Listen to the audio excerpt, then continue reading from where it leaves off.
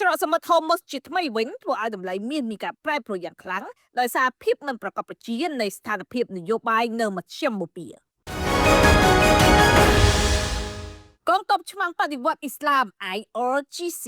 របស់អ៊ីរ៉ង់បានប្រកាសបិទច្រកសមុទ្រ Hormuz ជាថ្មីវិញនៅថ្ងៃសៅរ៍ទី18ខែមេសាឆ្នាំ2026ដោយចាត់ប្រកាសសហរដ្ឋអាមេរិកថាបន្តដាក់ទប់ស្កាត់ប្លុកហេតទៅលើកំពង់ផែនិងនាវាអារ៉ាប់ការបិទនេះបានកើតឡើងតែប៉ុន្មានម៉ោងបន្ទាប់ពីអ៊ីរ៉ង់បានប្រកាសបើកច្រកសមុទ្រឡើងវិញជាបណ្ដោះអាសន្នដើម្បីអនុញ្ញាតឲ្យនាវាពាណិជ្ជកម្មឆ្លងកាត់ក្នុងអំឡុងពេលសេចក្តីសម្រេចបទបញ្ឈប់បាញ់ជាបណ្ដោះអាសន្នច្រកសមុទ្រ Hormuz ជាច្រកសំខាន់បំផុតសម្រាប់ការដឹកជញ្ជូនប្រេងពិភពលោកដែលគ្រប់គ្រងប្រហែល 20% នៃការផ្គត់ផ្គង់ប្រេងសកលច្រកសមុទ្រ Hormuz ធ្វើឲ្យតម្លៃប្រេងមានការកើនឡើងខ្លាំងនិងបង្កើនភាពតានតឹងក្នុងតំបន់រដ្ឋមន្ត្រីការបរទេសអ៊ីរ៉ង់និងវាគ្មិនសភាបានប្រមានថាច្រកនេះនឹងមិនបើកឡើងវិញបើសហរដ្ឋអាមេរិកមិនលុបចោលការទប់ស្កាត់របស់ខ្លួនរបាយការណ៍ថាកងនាវាអ៊ីរ៉ង់បានបាញ់ប្រមានទៅលើនាវាពាណិជ្ជកម្មមួយចំនួនដែលព្យាយាមឆ្លងកាត់បិទច្រកសមុទ្រ Hormuz ជាថ្មីវិញបានបង្កើនភាពមិនប្រកបប្រជានឹងហានិភ័យភូមិសាស្ត្រនយោបាយពេលមានព័ត៌មានបិទច្រកតម្លៃប្រេងអាចមានការកើនឡើងលើស$100ក្នុងមួយបារ៉ែលដែលនាំឲ្យមានកង្វល់អំពីអតិផរណាខ្ពស់នេះធ្វើឲ្យធនាគារកណ្ដាល Federal Reserve នៅតែរក្សាគោលនយោបាយ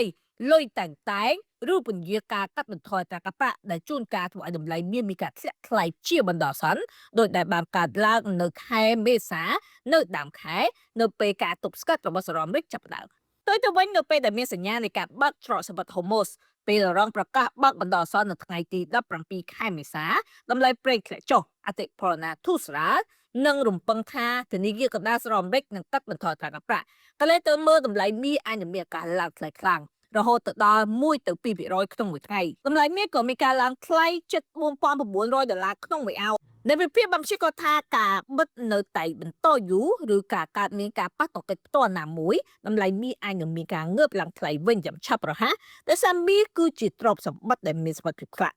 បច្ចុប្បន្នកិច្ចចរចារវាងសហរដ្ឋអាមេរិកនិងអ៊ីរ៉ង់នៅតែបន្តខណៈសេចក្តីសម្រេចបិទឈប់បាញ់កំពុងជិតផុតកំណត់អ្នកជំនាញប្រមានថាការរំខានទៅដល់ការដឹកជញ្ជូនប្រេងអាចប៉ះពាល់ដល់សេដ្ឋកិច្ចពិភពលោករាប់ខែប្រសិនបើស្ថានភាពមិនត្រូវបានដោះស្រាយការរំជួយនៃទីផ្សារនេះប៉ះពាល់ដល់តម្លៃមាសនៅប្រទេសកម្ពុជាផងដែរដែលជាធម្មតាផ្លាស់ប្ដូរតាមទីផ្សារអន្តរជាតិនិងអត្រាប្តូរប្រាក់ដែលវិនិយោគនិងពលរដ្ឋដែលកាន់មាសគួរតាមដាននិងជឿទុកដាក់ទៅលើព័ត៌មាននៃបម្រែបម្រួលអាចកើតមានឡើងយ៉ាងឆាប់រហ័សក្នុងរយៈពេល2 ទៅ 3ថ្ងៃនេះព័ត៌មានខាងលើគឺជាសញ្ញាណគាំទ្រឲ្យតម្លៃមាសនៅក្នុងសប្តាហ៍ថ្មីនេះអាចនឹងមានឱកាសឡើងថ្លៃជាបន្តបន្ទាប់សម្រាប់លោកស្រីដែលចង់ចេះពីរបៀបកក់មាសតាមរយៈប្រព័ន្ធធនាគារជួញដូរគ្រប់ពេលវេលាគ្រប់ទីកន្លែងជាពិសេសទិញចូលលក់ចេញរហ័សទាល់ចិត្តហើយលោកស្រីអាចធ្វើការរៀនពីរបៀបទិញលក់ក៏ដូចជាបើកគណនីកក់មាសតាមរយៈប្រព័ន្ធធនាគារដែលឥតគិតថ្លៃ